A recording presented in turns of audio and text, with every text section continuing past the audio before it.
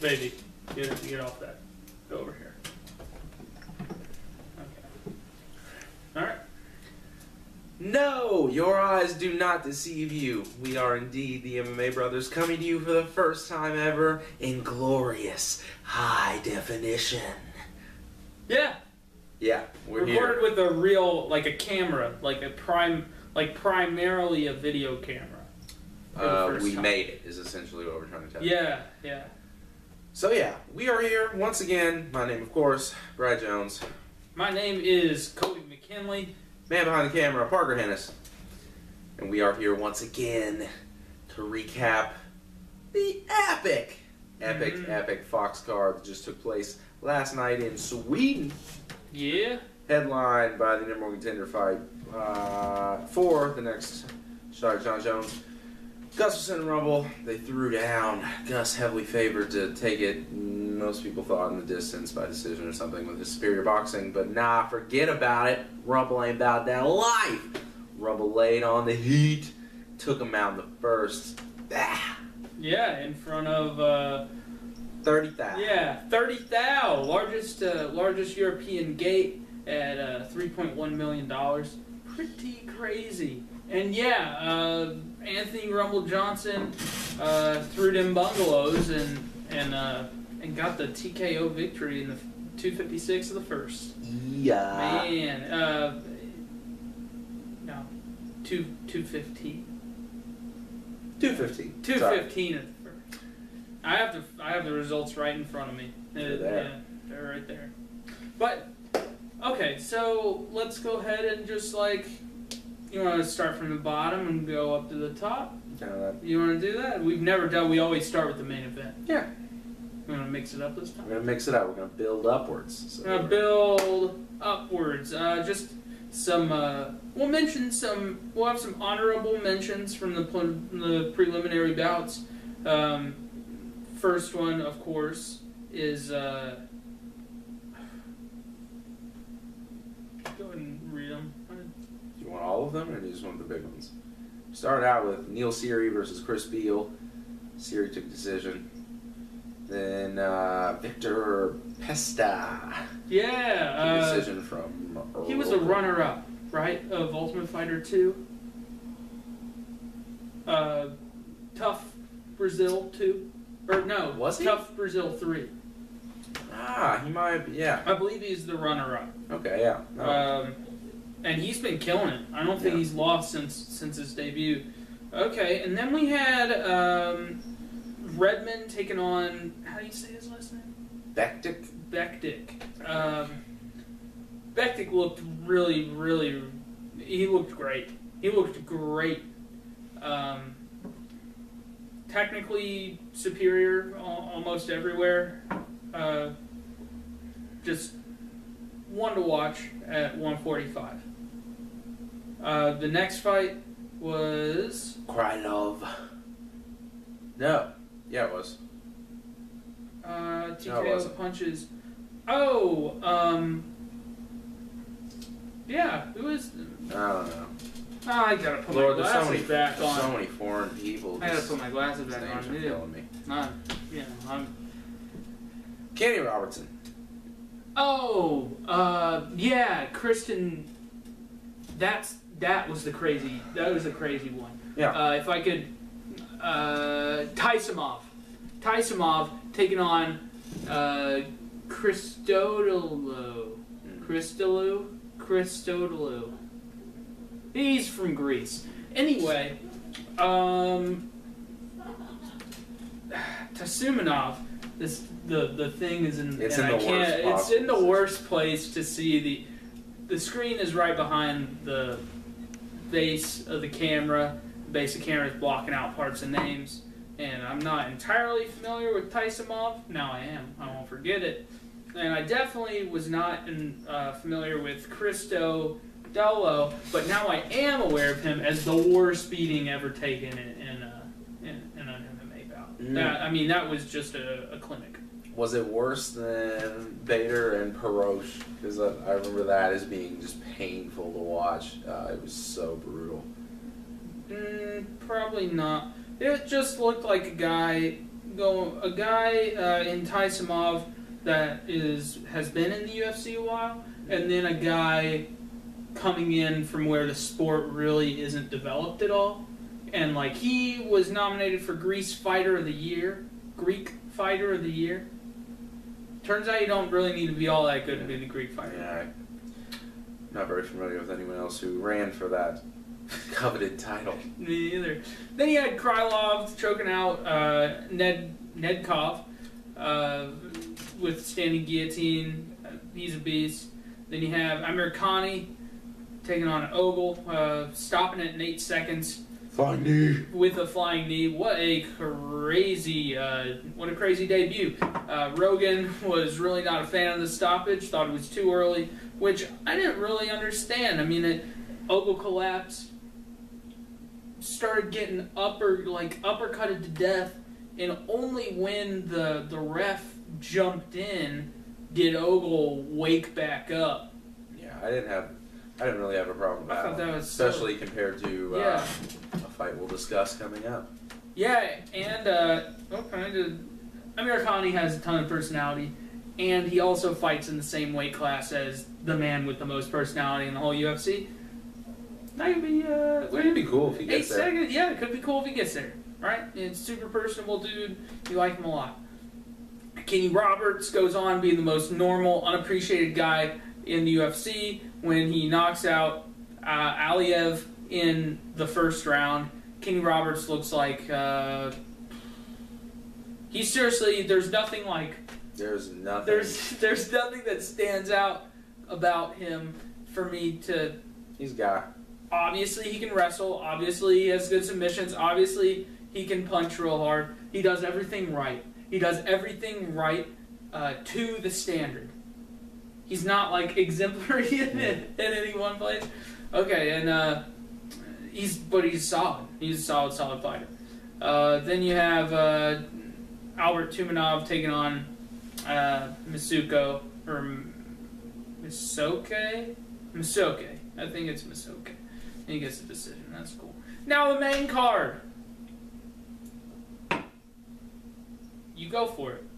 Sam Cecilia. Blah, blah, blah. Oh, man. Yeah. Corsani got knocked in the first. KO was beautiful punch.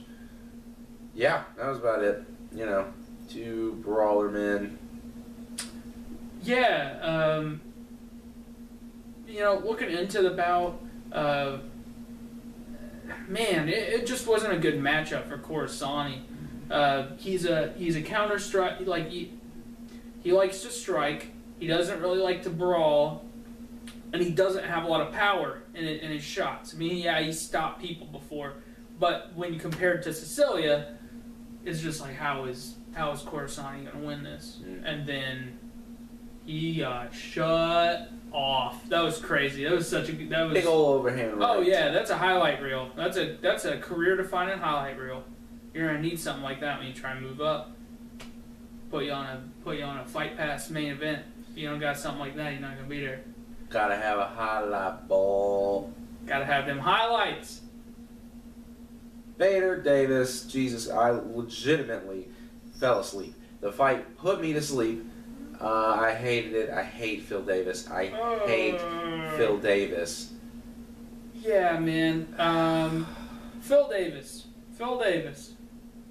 Talk about a guy who looks like he has all the physical tools to be... He not only has all the physical tools, he also has all, the supposed tools you would need.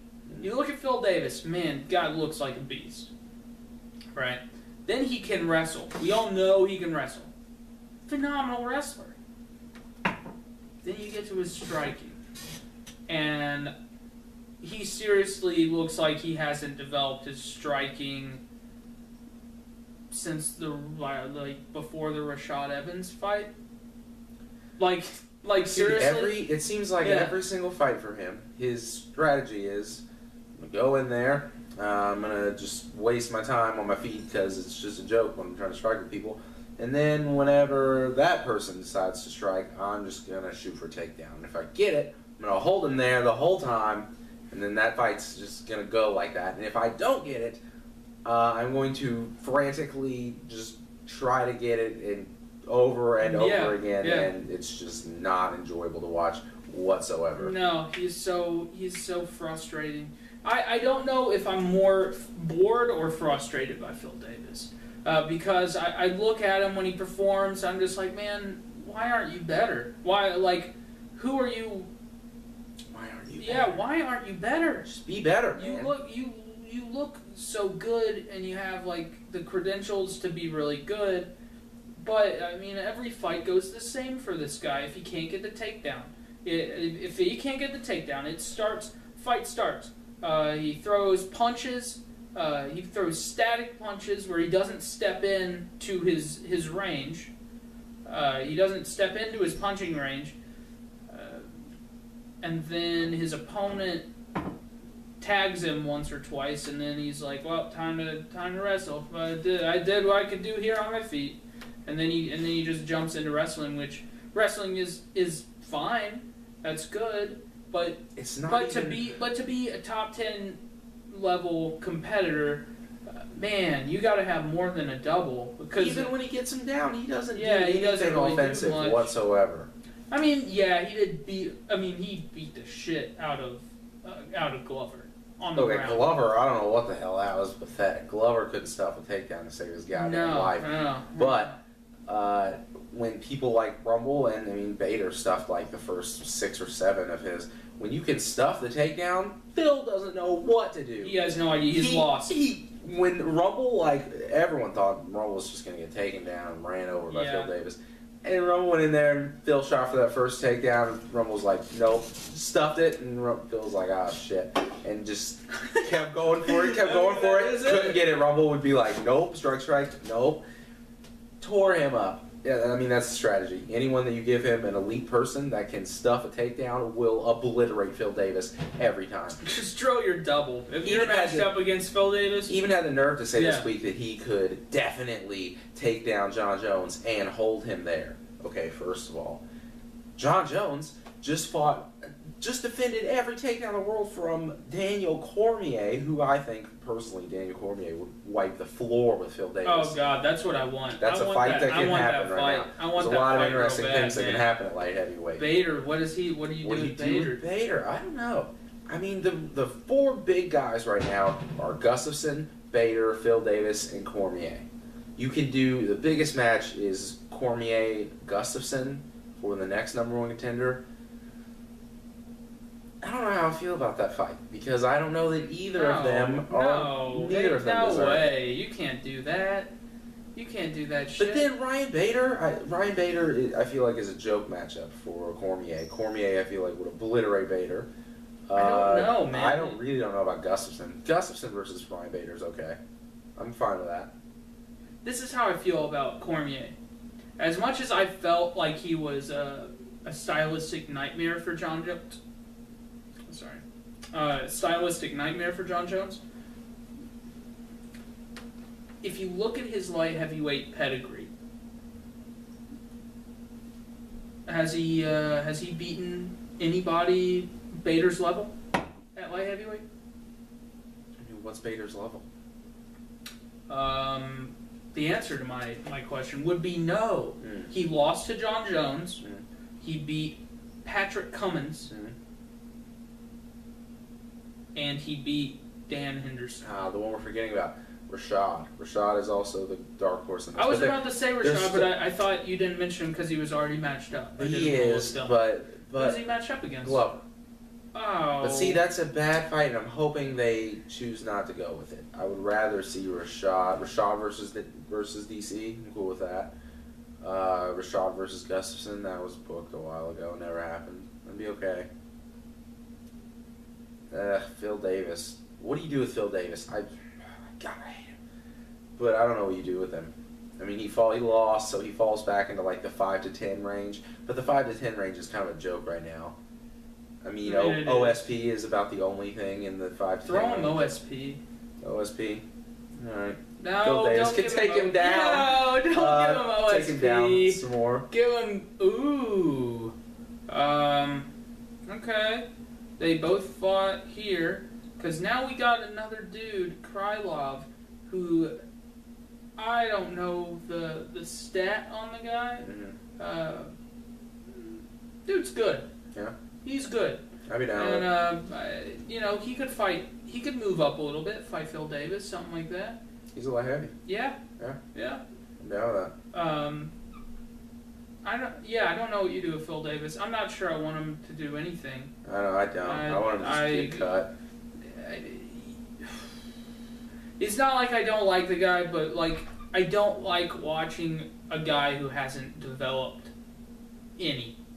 because like a Jake Shields, his stand-up never fully developed. Even though he's been fighting for 15 years, his stand-up never developed because against most people, he didn't need his stand-up at all. And against most people that aren't UFC level, he doesn't need his stand-up at all. Yeah. But Phil Davis, turns out most people that are true UFC level, he's got nothing for him. So, I don't know. We'll have to see what they do with him in the future. But, I mean, he needs to learn to quit. I mean, he's just getting embarrassed now. There's 2 fights in a row where, like, he's talk shit to John. Yeah. All right. That's the worst. Yeah, co-main event. Gegard Mousasi taking on Dan Henderson. Yeah. Man. Mousasi, who'd have thunk it? The only way I saw this fight playing out in my mind was him dodging a bunch of overhand rights over the course of 15 minutes. Yeah. But it's seeming more and more likely as of late. The 44-year-old Dan Henderson ain't quite what he used to be. No. That being said, he didn't necessarily look bad. But, and the stoppage is very questionable, but... Saying how much the guy's getting dropped now. Yeah. I mean, like, but even 2 years ago, he wouldn't have gotten dropped like that. It was back of the head, but... I don't know. I don't feel the need for him to retire after this. I'm fine with I don't feel the need for him to retire, but especially they just need with the to way stop. It was finished, they need to stop. They need to give him. See, that's what I'm trying to think. He needs to start getting into those like the legend fights where it's like you're gonna fight Shogun, you're gonna fight Rampage, you're gonna fight. But see, he's in middleweight now. If he can move back up to light heavy, those are options. He could fight some people. Anderson. You can fight Anderson. Anderson, here's the thing. Anderson, you know, the UFC's giving him all this crap and being like, he wins, he fights Weidman. That's all just to sell pay-per-views. Anderson himself has said, just in an interview last week, they asked him, they were like, you know, so you win, you fight Weidman, what are your thoughts on that? And he was like, oh, I don't fight Weidman. He said he wants to fight like 3 or 4 more times before he goes for another title shot. So he's just open for like cool fights at middleweight. I don't want him to fight Dan Henderson. No. I don't want him to fight Dan Henderson. Like, maybe it's the fact we haven't seen the greatest of all time be the greatest of all time in I feel like they're in the same boat. But Anderson... They're both being pressured heavily to retire. They're towards the end of their careers. They don't have a lot left. It's a rematch. Rematches are the thing to do in your legend status. They got Crow Cop Gonzaga 2 just got announced this week. I was so pumped. Yeah. That was what I was mentioning in that last week. That was like a dream. That was like, please. All that shit. It's the main event of a Fight Pass, too. I was cool with that, because that is like an actual, probably cool match. The only legitimate good use for Crow Cop. In terms of like legitimate, like this is Crow Cop wants this. Right. Like Crow Cop wants this fight. And I don't think there's another fight in the UFC that's like that for him right now. I think that's a one and done kind of thing. Like, he may not be done, but like that is his chance or his last redemption run. I've always wanted a Mark Hunt fight. Maybe. I don't know. I mean, I think it would I feel like Mark Hunt cool. is still one win away from another title shot, though. A good one. Yeah. Like a stoppage over another knockout of Roy Nelson type of thing. Stop someone who's never been stopped. But there's not a lot. That wet, just like, oh god, that was such a good knockout. Okay, so that's it. Let's go to the main event. We'll finish off. Rumble shut it down, was not about it. As soon as they came, they had to stop for an eye poke. It was Rumble getting an eye poke too. As soon as they came back from that, immediately, Gus threw a front kick. Nah. Rumble just bop, overhand right, dropped him. Beat him for 19 unanswered punches on the ground. Some people say it went too long. I was cool with it.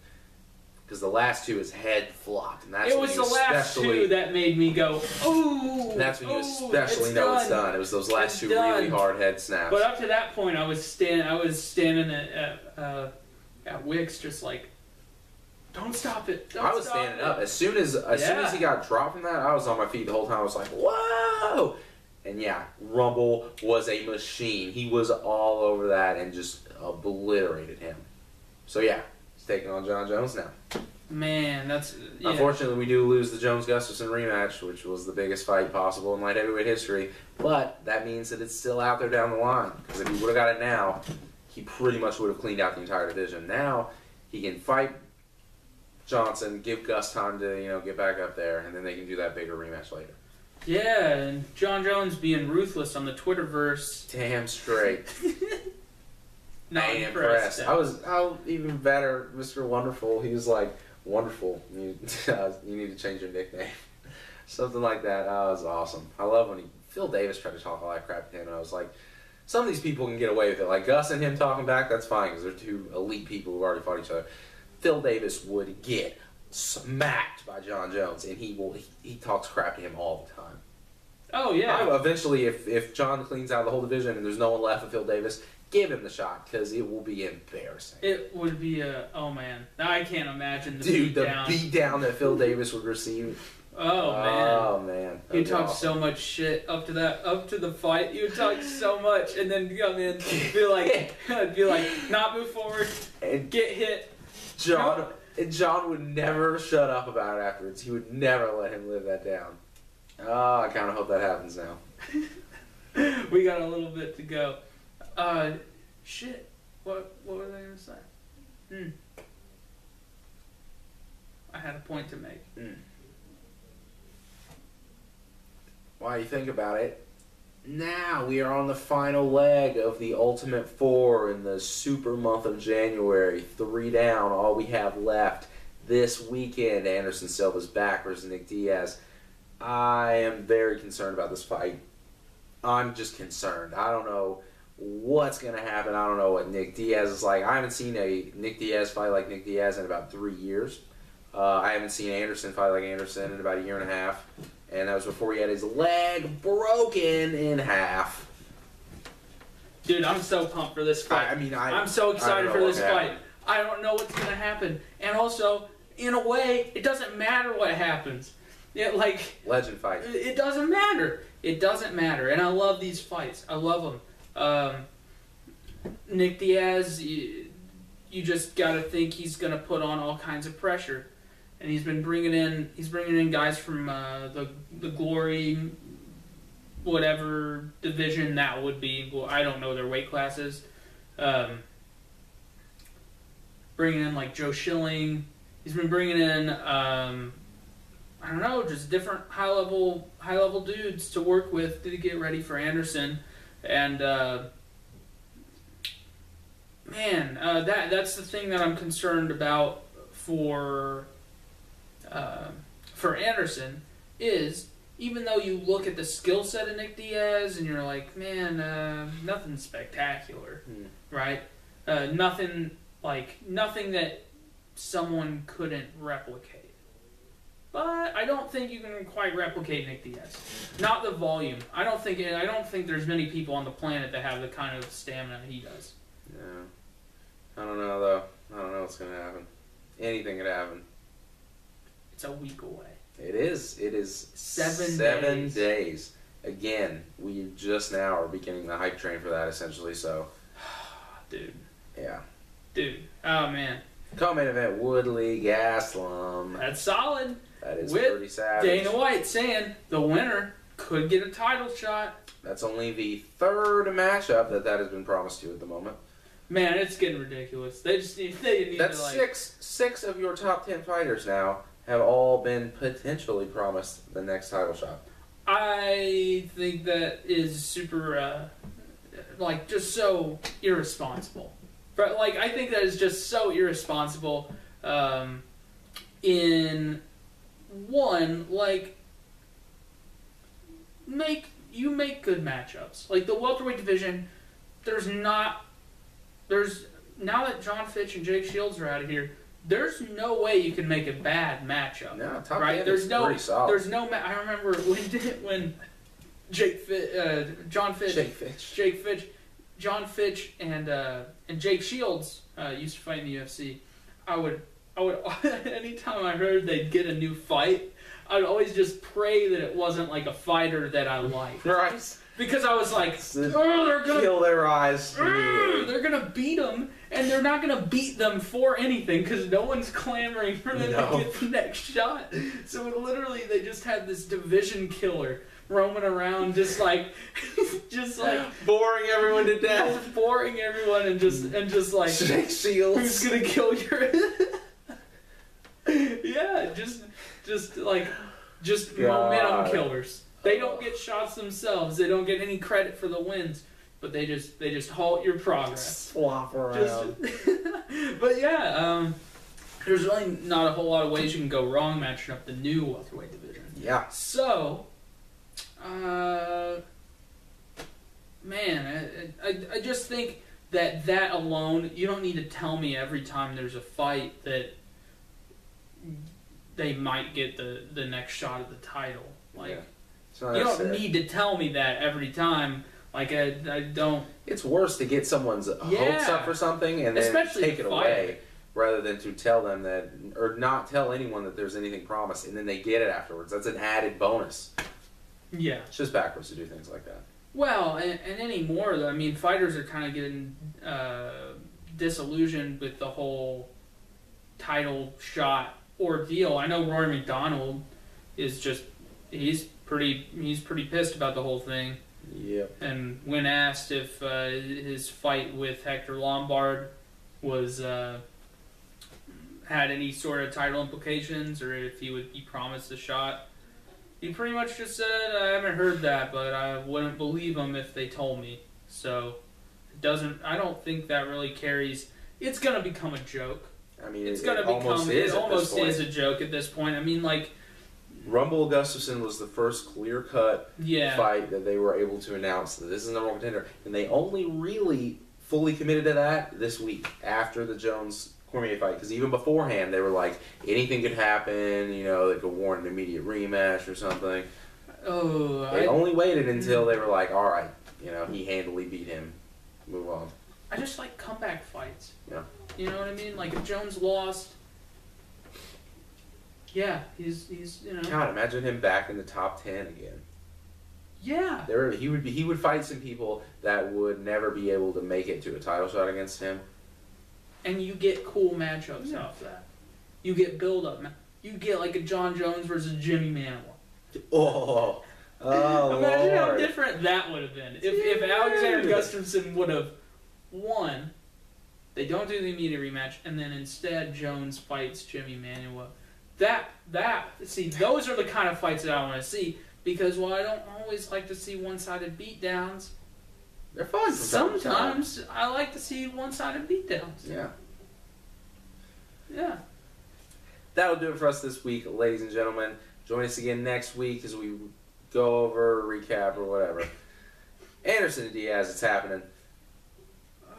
Like the video, subscribe, comment, do all that stuff. Come check us out on Facebook, MMA Brothers /MMA Brothers, or Facebook.com/MMA Brothers. Yeah. It's brand new, just made it. Come check it out.